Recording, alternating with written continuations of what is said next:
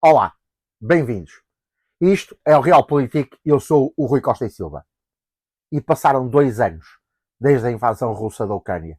Inacreditável. Em janeiro de 2022, eu jurava que os pretensos exercícios militares que a Rússia fazia na fronteira da Ucrânia eram um bluff para lembrar tanto à Ucrânia como à NATO, como principalmente aos Estados Unidos da América, o que tinha ficado acordado no Memorando de Budapeste em 1994, em que se declarou solenemente que a Ucrânia nunca entraria na NATO, assim como nunca seria ameaçada pela Rússia, devolvendo a esta todo o arsenal nuclear e tornando-se, em suma, um Estado neutral.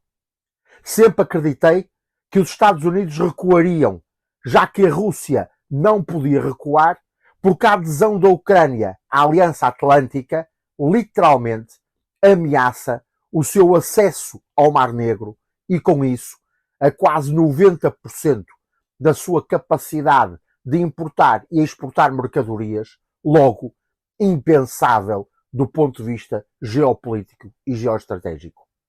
Os Estados Unidos não recuaram e eu não me lembrei que Putin, antes de ser presidente da Federação Russa, é um tcheca, um KGB. Por isso, não faz bluff. Nunca. E assim, a Ucrânia foi invadida.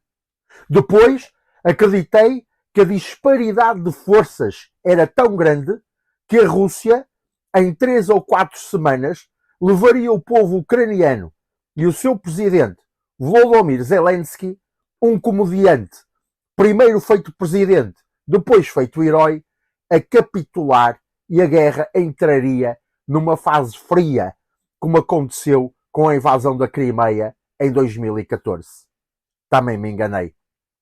Por um lado, as Forças Armadas russas são vítimas de anos de inércia, corrupção e burocracia, tendo demonstrado que, se na teoria são um colosso bélico, na prática, como todas as grandes potências, são um mecanismo obeso e ineficaz, vítima da sua própria magnitude e que no terreno, na realidade, em batalha, são completamente ineficazes, inoperantes e incompetentes.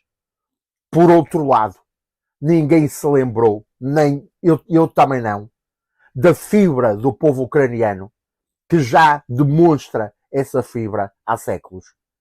Bravos, estoicos, resilientes, obstinados, heroicos, patriotas, são capazes literalmente de tudo para defender a sua terra, a glória da sua Ucrânia.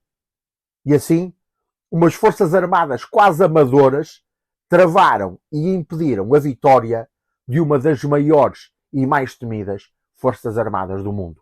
E o conflito entrou num impasse. Nem a Rússia vencia, nem a Ucrânia perdia. Batalha depois de batalha. Cidades, vilas, aldeias foram arrasadas, destruídas, aniquiladas. Crianças, mulheres, idosos fugiram num êxodo não visto desde a Segunda Guerra Mundial. E os que não puderam fugir foram massacrados, assassinados, exterminados. Perante este horror humanitário, sempre pensei e acreditei mesmo que o Ocidente, e especialmente a União Europeia, que para além de mais, com este conflito e logo depois da crise do Covid-19, mergulhava numa crise económica imensa, a União Europeia encontraria uma solução para o conflito, uma saída negocial, diplomática, honrosa para ambas as partes. Enfim, faria todos os esforços possíveis e imaginários para alcançar a paz. Escrevi várias vezes que o povo europeu sofreria com um inverno, padeceria com o segundo, não resistiria ao terceiro, tal seria a crise económica e financeira gerada pela continuidade do conflito. Mas os políticos europeus mostraram em definitivo o que são: prepotentes, incompetentes e impotentes. Vladimir Putin, beneficiando de um regime de que é dono e senhor, sem oposição que lhe exija justificações, faz o que quer e tudo pode. Para além de mais, e como todos sabem, é um estratega astuto, inteligente, frio, calculista, impiedoso, insensível, focado unicamente no seu próprio orgulho e na sua perpetuação no poder, não olhando a meios para atingir esses fins. Assim, quando viu que a sua esperada vitória relâmpago não estava a resultar, depressa modificou a sua ação para a estratégia inversa, a guerra do desgaste. E assim estamos, há 2 anos, num conflito morno, de batalhas pírricas, de avanços e retrocessos que se medem a metro, sem fim à vista, sem solução vislumbrada. E dia depois de dia, a Ucrânia perde cidades, casas, fábricas, campos, infraestruturas, recursos, capacidade produtiva. Perde toda uma geração de jovens que tombam na frente de combate. Perde a esperança. As escolas estão paradas, comprometendo as futuras gerações. Os idosos e doentes morrem em silêncio e desespero por falta de assistência. A natalidade é quase nula e o êxodo não para, porque cada vez mais ninguém acredita na vitória, nem tampouco na paz. Temos que admitir que Putin, ao transformar esta guerra num conflito de desgaste e conseguindo manter a pressão 2 anos consecutivos sobre o território e as forças ucranianas, conseguiu, só por isso, a vitória.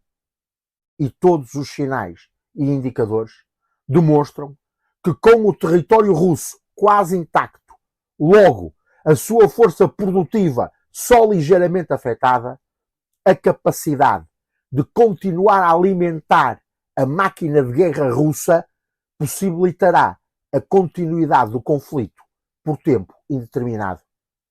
Se a este facto somarmos o apoio que a Rússia beneficia da China, do Irão, da Coreia do Norte e, embora veladamente, da Índia e de muitos países africanos, pode-se prever uma guerra para muitos e muitos anos.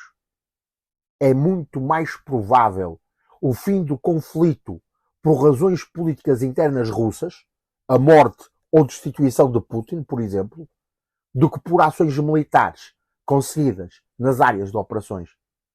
Porque mesmo que as forças russas retirassem hoje e devolvessem à Ucrânia tudo o que conquistaram, o que, por certo, e tendo em conta a situação no terreno, não irá acontecer, a vitória russa está assegurada. Porquê? O que resta da Ucrânia depois de 2 anos de conflitos?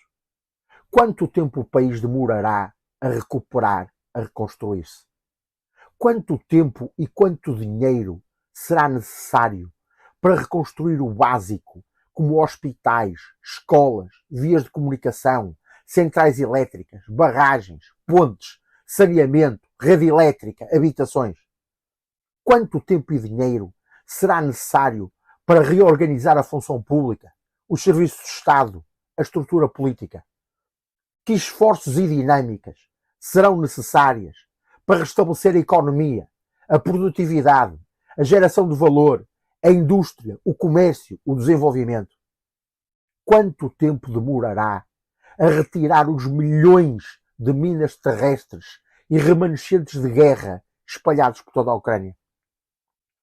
Quando voltará a Ucrânia, devastada pela guerra, com milhares de milhões de dólares em dívidas contraídas para manter o conflito, a ter uma balança orçamental equilibrada, estabilidade cambial e liquidez financeira?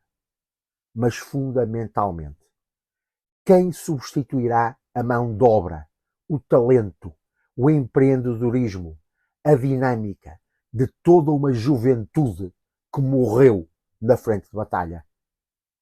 Infelizmente, a Ucrânia já perdeu. Falta saber quando capitulará. O objetivo de Putin era impedir que a Ucrânia entrasse para a NATO e, se possível, que também não entrasse para a União Europeia. Ora, nas condições em que a Ucrânia, a todos os níveis, se encontra, quantas décadas demorará para atingir os requisitos mínimos de adesão a estas duas organizações?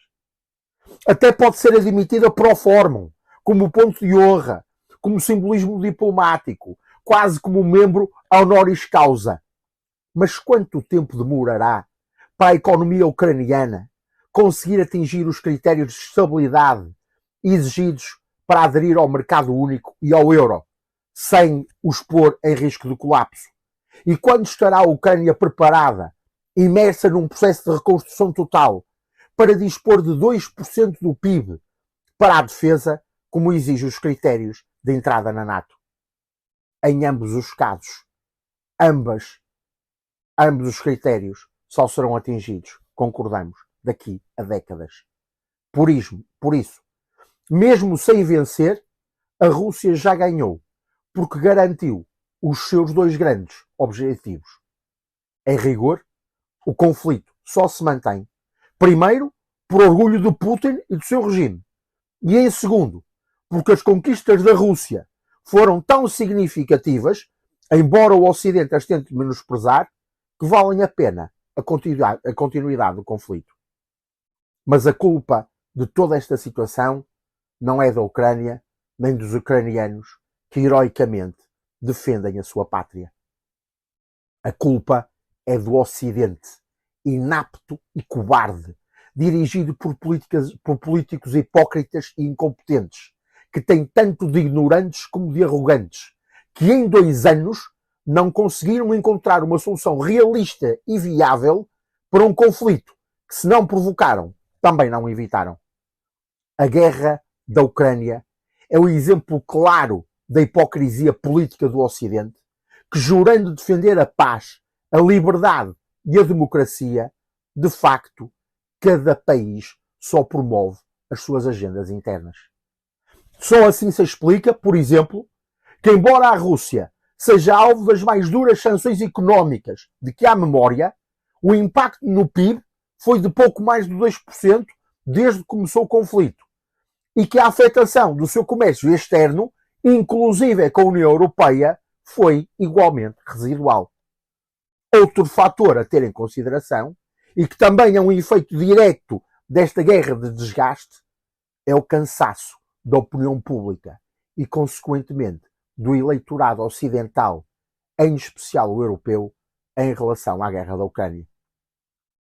Com o conflito a gerar taxas de inflação que não se viam há décadas, aumentos abismais das taxas de juros, diminuição do poder de compra, empobrecimento, em especial da classe média, logo da força contributiva dos Estados, os europeus começam a não ter capacidade e muitos deles também vontade e ânimo para continuar a apoiar uma causa de que muitos já se cansaram e outros tantos consideram perdida. E começam a surgir os populismos, os radicalismos e os extremismos. Completamente destruída, sem população ativa, sem quadros técnicos, altamente endividada, a perder apoio externo e com um inimigo capaz de arrastar o conflito por anos, qual o futuro que aguarda a heroica, mas martirizada Ucrânia? Sinceramente não sei. Mas as perspectivas não são boas. Mas de uma coisa eu tenho a certeza. A necessidade urgente e imperiosa de paz. É preciso parar o conflito. Nem que para isso se tenha de engolir orgulhos políticos e dignidades diplomáticas. Nem que para isso se tenha de abrir precedentes arriscados e fazer concessões amargas. Uma coisa eu sei. Crianças não podem continuar a morrer. Jovens não podem continuar a ser massacrados. Idosos não podem continuar a passar os seus últimos dias em condições desumanas. O que é que vale mais? A vitória ou a paz? A vitória ou a derrota gera louros ou desgraças a ministros e generais. A paz ou a guerra traz vida ou morte ao povo e aos combatentes. O que vale mais? A gloriosa vitória dos políticos ou a vida tranquila do povo? De que vale continuar a lutar por uma Ucrânia que no fim do conflito será uma imensidão deserta, inabitada e silenciosa, um vale de morte e de desespero. Vale a pena aniquilar a Ucrânia para salvar a Ucrânia? Vladimir Putin não é um deus, embora, acredito, quisesse muito ser. Um dia não passará de mais uma menção vergonhosa na história da Rússia. Mas a Ucrânia e o seu povo são para sempre. E já provaram mais do que uma vez que são capazes de reinventar e reerguer. Em política real, muitas vezes, temos de saber sacrificar o presente para garantir a possibilidade de um futuro. É preciso realismo, frieza e estratégia para resolver o conflito e definir, uma vez por todas, que o objetivo é a paz e somente a paz. A história, essa impiedosa justiceira, será a única que decidirá vitórias e derrotas, honras e humilhações, ganhos e perdas. Vamos lutar pela paz, porque só na paz conseguiremos encontrar a única e definitiva vitória. Deixe nos comentários o link para algumas obras de referência que acho fundamentais para quem se interessa por estes assuntos. Relembro que na Imperial Academy of Advanced Science tem todo um conjunto de cursos e mesmo de estudos avançados dedicados a esses temas e em que eu tenho a honra de ser professor. O link para esses programas está no comentário deste vídeo. E assim ficamos por aqui esta semana. Não se esqueçam de subscrever este canal e se acharem que o vídeo vos foi útil, ponham um like que dá muito jeito para a nossa promoção. E assim sendo, até para a semana.